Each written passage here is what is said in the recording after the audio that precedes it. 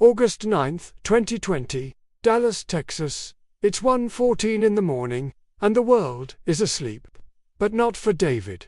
For him, sleep has been a stranger for the past 6 months, ever since his wife, Sarah, was taken from him in a car accident.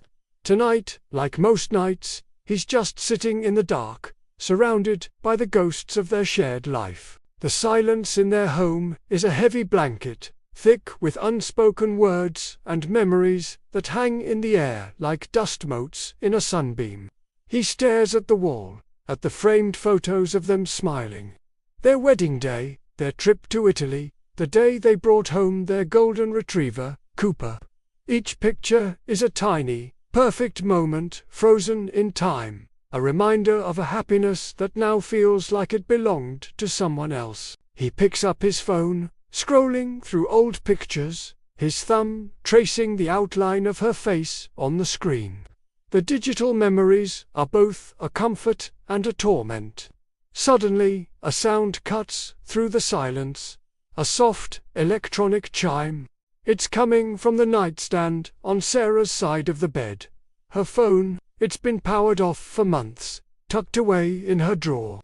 David's heart hammers against his ribs. He hasn't had the strength to go through her things, let alone charge her phone.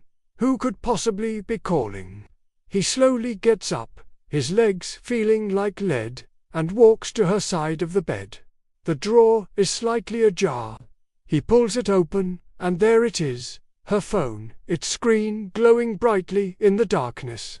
He must have plugged it in unconsciously, maybe during a late-night cleaning fit he doesn't even remember. But the glow, it's a beacon in the lonely darkness of their room, and it's ringing. He picks it up, his hand trembling. His breath catches in his throat as he reads the caller ID. It's not a name, it's not a number, it's a date. October 12th, 2015. Their wedding date. A cold wave washes over him. This is impossible. A prank, a cruel, twisted joke. Who would do this? His mind races, trying to find a logical explanation. Maybe a glitch, a virus. But why that date? No one but their closest family knew the significance of that day. The ringing persists, a relentless, digital pulse in the quiet room. His thumb hovers over the green accept button. Part of him screams to throw the phone against the wall, to shatter this illusion.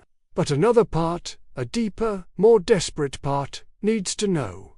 What if it's her? A ridiculous thought, a fantasy born of grief. But hope is a stubborn thing. With a shaky breath, he slides his thumb across the screen. He presses the phone to his ear, his heart pounding so loud he can barely hear. "Hello," he whispers, his voice cracking. Silence, just static, a soft, hissing sound like the ocean in a seashell. Disappointment floods him, cold and bitter. Of course, it was just a glitch. A cruel, meaningless coincidence. He feels foolish, his hope collapsing into a fresh wave of grief. "Sarah," he says again, a desperate plea to the empty line. "Is that you?" More static. He's about to hang up, to end this pathetic charade, when a voice emerges from the hiss. It's faint, distorted, but it's there. And it's a voice he knows better than his own. It's his own voice. "I love you, Sarah," the voice on the phone says, clear as day. It's him, but not him now. It's him from the past.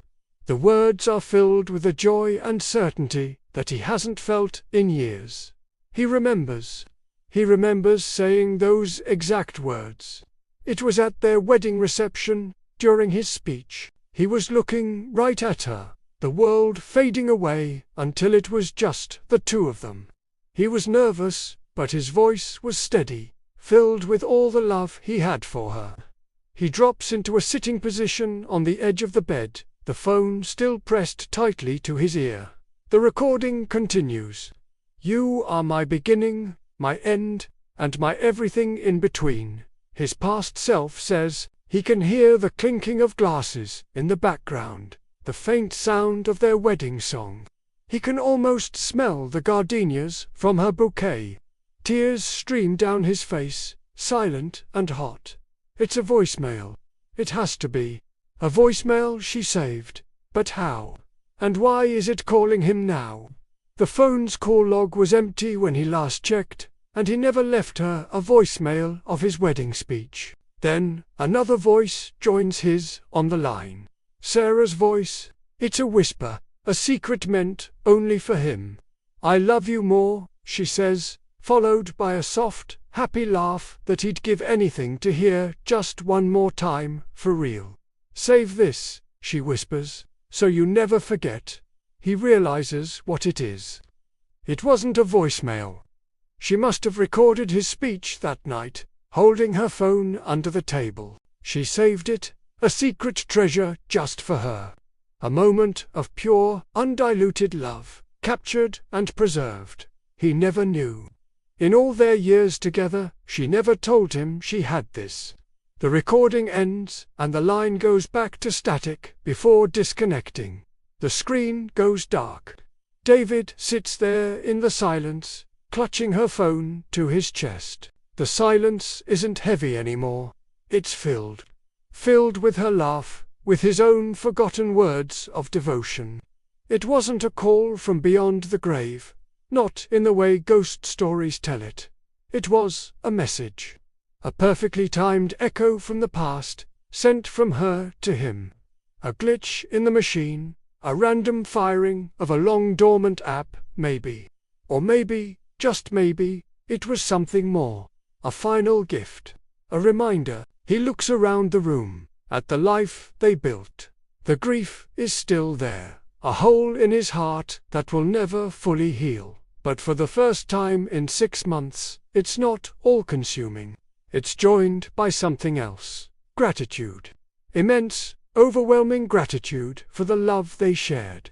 He knows the nights will still be long, and the sadness will still visit. But now, he has this memory made tangible, a whisper from the past to guide him through the future.